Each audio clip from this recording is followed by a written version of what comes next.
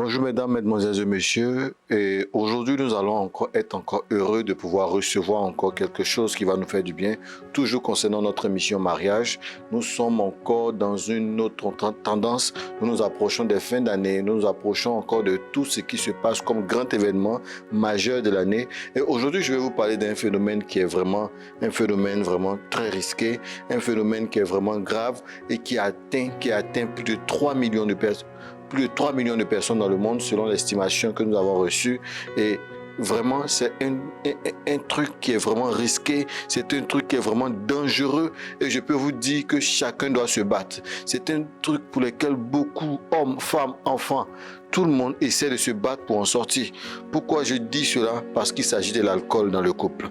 Je vais vous parler de l'alcool aujourd'hui. L'alcool qui est un facteur très dangereux. Vous voyez, c'est un apaisant pour d'autres.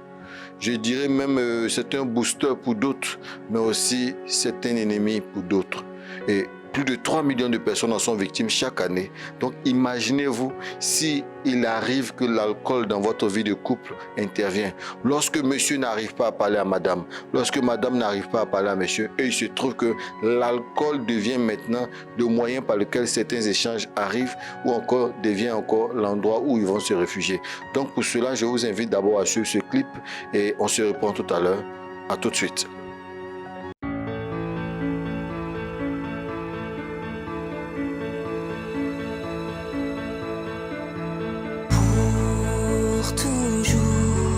Je te promets d'être là près de toi. Pour toujours, je t'offrirai tout le meilleur de moi. Pour toujours, quoi que nous réserve la vie, je te suivrai, te défendrai, te soutiendrai.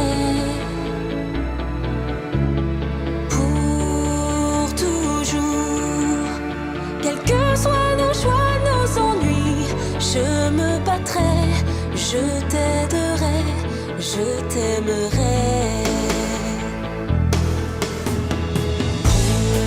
Pour toujours, je construirai pour toi jour après jour. Pour toujours, un univers fait de joie et d'amour. Pour toujours, même si notre ciel je te suivrai, te défendrai, te soutiendrai. Pour toujours, quels que soient nos peines, nos soucis, je me battrai, je t'aiderai, je t'aimerai. Et même si sur nous s'acharnaient les orages, je sais que notre amour chasserait les nuages. Rien ne peut séparer nos deux mains qui se tiennent, parce que rien n'est plus fort que deux êtres qui s'aiment. Pour toujours, je te promets d'être là près de toi. Je t'offrirai tout le meilleur de moi. Pour toujours, quoi que nous réserve la vie, je te suivrai, te défendrai, te soutiendrai. Pour toujours, quels que soient nos joies, nos ennuis, je me battrai, je t'aiderai, je t'aimerai. Et voilà, comme j'étais en train de dire tout à l'heure, au niveau de l'alcool, il faut faire très attention. Lorsque tu décides de te mettre en couple, il y a des personnes, il faut savoir qu'il y a des personnes, leur jeunesse les a noyés dans l'alcool à cause de la compagnie qu'ils avaient ou qu'elles avaient. Si la compagnie que tu avais dans le passé était une compagnie qui était vraiment livrée à l'alcool, automatiquement ne sois pas étonné que dans ta vie, tu aies ce problème d'alcool. Lorsque tu décideras de te marier et tu seras en couple, tu vas beau aimer ta femme, tu vas beau aimer tout ce que vous allez faire, tu vas aimer tes enfants, mais l'alcool peut être un moyen très dangereux. Et il y a une maladie qui est liée à l'alcool que vous devez savoir. Cette maladie qu'on appelle cirrhose de foie. Vous savez, vous pouvez encore créer ce qu'on appelle un veuvage dans votre couple. Et je vais vous dire une chose, il est formellement interdit lorsque vous êtes en couple de vous promener pour boire de l'alcool de lieu en lieu. Ne vous attachez pas aux amis par affinité d'alcool. Non, c'est mon ami parce qu'on boit dans le même maquis, c'est mon ami parce que on boit chez le même, on boit. Pourquoi l'alcool devient un centre d'intérêt pour certaines personnes? Souvent même, il y a des hommes, lorsque leur femme leur dit « Mon plus grand souhait, c'est que tu arrêtes de boire ». C'est dangereux. Ils commencent maintenant à déprimer, ils commencent à devenir autre chose. D'autres disent je vais arrêter, mais chaque fois qu'ils décident d'arrêter, ils ont encore une nouvelle catégorie de personnes autour d'eux. Souvent même l'alcool est à la maison, mais ils laissent ce qui est à la maison, ils vont dehors. Ils vont encore se jeter dans d'autres vices. Vous savez, les différents types d'alcool qui existent. Aujourd'hui, les gens, le monde entier n'arrive pas, je dirais même, à maîtriser toute catégorie d'alcool qui intervient. Il y a ce qui est légal et il y a ce qui est illégal. On ne sait pas ce qui peut vous atteindre un matin dans votre foi. On ne sait pas ce qui peut vous détruire un matin. Il y a une dose que vous ne devez pas dépasser. Vous savez, c'est vrai que la médecine conseille de prendre du vin. Le vin aussi est un alcool. Dans le vin, il y a de l'alcool. Donc, la médecine conseille à la rigueur un verre. Pour d'autres encore qui sont encore plus expérimentés, ils peuvent aller jusqu'à 2 verres, mais pas au-delà. Mais imagine-toi, en tant que père de famille, tu rentres à la maison après le boulot, tout ivre. Qu'est-ce que tu veux donner comme morale à tes enfants? Qu'est-ce que tu veux donner comme morale à ta femme? Est-ce qu'elle s'est trompée? Ou encore une femme qui se retrouve tout le temps dehors et qui rentre qui est ivre? Une femme à l'heure de la cuisine qui est ivre. Elle ne peut pas préparer parce qu'elle est ivre. Lorsqu'elle est fâchée, elle est dehors et elle boit. Une femme qui s'en va, qui boit et on la transporte, on la met au dos pour l'envoyer à la maison. J'ai vu de mes yeux des pères de famille qui ont été soulevés, qui ont été mis dans une brouette rien que parce qu'ils sont ivres. J'ai vu des mères de famille qui étaient tout bien habillées, rien que parce qu'elles se sont promenées avec la mauvaise personne, qui sont ivres. Je me rappelle même de cette dame qui a pris une grossesse comme ça. Étant mariée, elle est tombée enceinte de quelqu'un d'autre. Parce qu'elle était ivre. Son mari étant en mission pendant 1 an, il revient, il trouve que sa femme a eu un enfant. Mais c'est l'enfant de qui? Tout s'est passé dans son ivresse. Elle avait du mal à s'expliquer. Elle avait du mal à comprendre tout ça. Qu'est-ce qu'ils ont fait pour finir? Ils étaient obligés de se séparer. Je veux vous amener à comprendre une chose. Il y a des erreurs pour lesquelles vous devez vous battre le plus tôt possible. Et si vous n'arrivez pas à vous battre le plus tôt, c'est comme si vous vous tuez à moitié. N'entrez pas dans votre foyer à moitié mort. N'entrez pas dans votre foyer à moitié homme ou à moitié femme. Soyez complet lorsque vous rentrez. Parce que celui avec qui tu t'en vas partager ta vie attend que tu sois tout entier. Celui avec qui tu partages ta maison attend que tu sois tout complet. Celui avec qui tu vas partager la prochaine génération, celui à qui tu vas donner des conseils pour l'avenir, celui-là, il attend que tu sois un père digne, une mère digne. J'espère que tu pourras donner des conseils à tes enfants avec toutes tes facultés. Tu pourras t'amuser avec eux avec toutes tes facultés. Il y a des personnes pour s'adresser à leurs femmes. Lorsqu'ils sont en colère, ils veulent d'abord prendre de l'alcool. Lorsqu'ils sont fâchés au travail, ils veulent d'abord prendre de l'alcool. Mais pourquoi c'est pas l'alcool tu peux t'exprimer? Pourquoi si tu ne bois pas, tu ne peux pas dormir? Il y a d'autres temps qu'ils n'ont pas bu, ils ne dorment pas. Il y a d'autres temps qu'ils n'ont pas bu, ils ne peuvent pas s'exprimer. Et si tu es timide, sois honnête de le dire. Si tu es faible, sois honnête. Et déjà même le fait même de ne pas avoir la capacité d'insulter quelqu'un sans alcool, ce n'est pas un défaut. Si tu es quelqu'un, tu ne sais pas injurier, tu n'es pas obligé de boire pour injurier. Si tu es quelqu'un, tu n'aimes pas les histoires, tu n'es pas obligé de boire pour faire des histoires. Et écoute-moi bien, l'alcool est un démon de ce siècle. L'alcool, lorsque vous en faites trop, c'est dangereux. C'est dangereux. Et surtout, j'imagine un couple chrétien où monsieur aime Dieu, madame aime Dieu, mais c'est l'alcool qui les divise. Imagine-toi.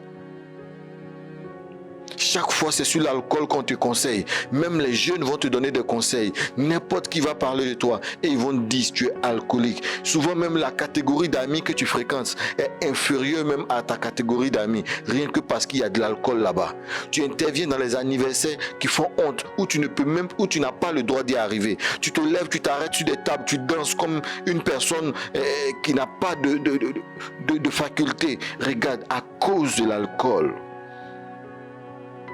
Souvent même, regarde comment tu es transporté dans une voiture. Tout à l'heure, des images, on va vous faire défiler des images des personnes qui sont ivres dans l'alcool. Vous allez les voir tout à l'heure. Vous allez les voir. Comme la régie m'explique, c'est clair, regardez ça vous-même. L'alcool est dangereuse. Combien de familles aujourd'hui sont tombées? Tu peux faire un accident sur la route. D'autres même conduisent au volant, ils sont ivres. D'autres même sont ivres et ça fait pitié. D'autres urinent sur la route n'importe comment. Et sachant que c'est des pères, des mères de famille. Quel exemple pour la prochaine génération. Essayez d'échanger avec votre épouse. Écoutez, si tu veux être ivre, sois ivre d'amour. Si tu veux être ivre, sois ivre de joie. Si tu veux être ivre, sois ivre pour la grâce que Dieu t'a faite. Si tu veux être ivre, sois ivre de tout ce que vous échangez, ton épouse et toi, mais pas d'alcool. Choisissez votre ivresse. L'alcool qui doit intervenir entre ton épouse et toi, c'est l'alcool de l'amour. Soyez amoureux et fou amoureux. Soyez ivre. Lorsque tu ne vois pas ta femme, tu n'es pas en paix. S'il vous plaît, si vous voulez boire, je préfère que vous buvez à la maison avec votre femme. En privé. Ça va ressembler à un dîner aux chandelles. Imaginez-vous un dîner aux chandelles. Une bouteille de vin bien installée sur la table pour monsieur et pour madame. Vous échangez. Chacun essaie de parler des projets. Chacun essaie de dire ce qu'il aimerait traverser avec l'autre. Chacun parle de comment. Après, ça finit par l'épaule. Vous dormez les uns sur les autres. Et ça donne encore envie de marcher avec vous. Vous dormez tranquillement parce que c'est chez vous que vous avez consommé. C'est chez vous que vous avez commencé tout. Et pour finir, vous allez expérimenter quelque chose de génial. Donc, aujourd'hui, peu importe la marque de ta bouteille de boisson préférée, s'il te plaît, l'alcool aussi doit faire partie de tes secrets. Tout le monde ne doit pas savoir que si tu es alcoolique, tout le monde ne doit pas savoir. Ton épouse et toi, vous devez commencer à vous battre contre ce fléau-là. Parce que 3 millions de personnes meurent chaque année. Sur 20 personnes qui meurent, il y a au moins une personne qui est morte de ça. Mais je ne veux pas que la prochaine victime soit toi. Ni ton épouse, ni toi. Attention. Attention. L'alcool peut causer des incendies. L'alcool peut faire toutes sortes de choses. Et pour finir, vos enfants aussi commencent à hériter de cela. Si tu ne veux pas laisser ça à tes enfants, si tu ne voudrais pas qu'on dise à ton enfant, ton papa boit jusqu'à il dort, ton papa boit jusqu'à il tombe, ton papa boit pour chercher les jeunes filles, si tu ne veux pas qu'on dise ça à tes enfants, s'il te plaît, pour maintenant, tu peux soulager ta famille. Nous allons préparer à rentrer dans une autre année. Nous allons nous préparer à entamer une nouvelle année. Je ne voudrais pas que ce soit toi, ton vice, qui soit la chute de la prochaine génération. Je ne voudrais pas que ce soit ta manière de t'exprimer à cause de l'alcool qui soit l'échec de ton histoire. Je ne voudrais pas que tout le monde passe par toi pour dire aux enfants, vous avez vu ce monsieur. Vous savez, dans la Bible, il est écrit qu'il y a un personnage qui s'appelait Noé. Il avait consommé de l'alcool, il avait pris du vin. Et lorsqu'il a pris du vin, il y a eu une catégorie de ses enfants qui se sont moqués de lui. Mais ce qui était bizarre dans tout ça, lorsqu'il s'est levé, après avoir été ivre, il a maudit. Quand il a entendu qu'ils se sont moqués de lui, il n'a pas accepté parce que ses enfants ne se sont jamais moqués de lui. Mais parce qu'ils ont vu leur père ivre de l'alcool, ils se sont moqués et il n'a pas supporté. Ça l'a touché dans son orgueil. Peut-être que des gens vont se moquer. Tu vas voir que dans le quartier, personne ne te respecte. Personne ne te donne la considération qu'il faut. Pourquoi? Parce que quelqu'un t'a vu ivre. Ils t'ont vu nu dehors. Ils t'ont vu quelque part en train de faire quelque chose à partir de l'alcool qui était en toi. Si tu voudrais que des choses changent, ne sois pas comme ce père qui a maudit ses enfants. Parce que ses enfants se sont moqués une fois de lui. S'il te plaît, je te donne cet exemple pour ta vie. Un père qui rentre chez lui à la maison lucide. Un père qui, avant de manger, prend son verre d'eau. Un père, après son repas, prend un tout petit vin et qui s'assoit avec ses enfants dans le fauteuil, en train de jouer, en train de rire, en train de se faire du bien. Ce père aura longue vie et je veux que ce soit toi. Cette mère qui fait pareil, qui ne se fait pas remarquer par l'alcool, au risque de perdre l'amour de son époux ou de perdre l'amour de ses enfants ou encore de perdre encore sa dignité auprès de tout le monde. S'il vous plaît, donnez-vous la main et réparons les erreurs. Avec l'émission Mariage, c'est toi et moi, on peut toujours s'entendre. À la prochaine.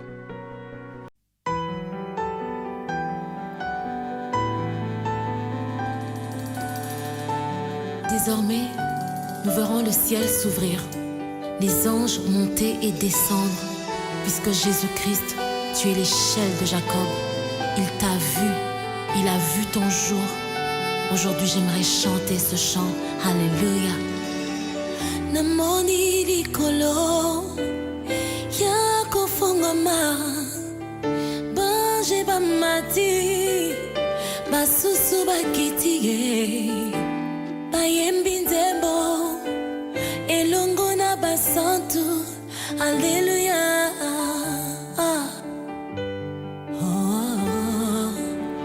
Namoni likolo yako fongoma, bange bamati, basusu bakitiye.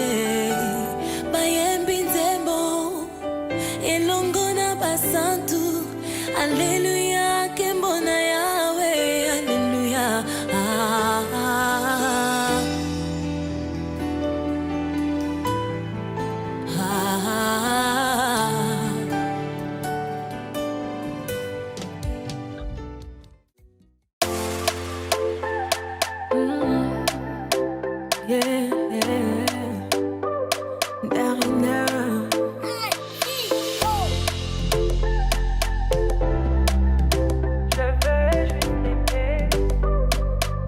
On dit l'amour parfait, ça n'existe pas. Mais ça, c'est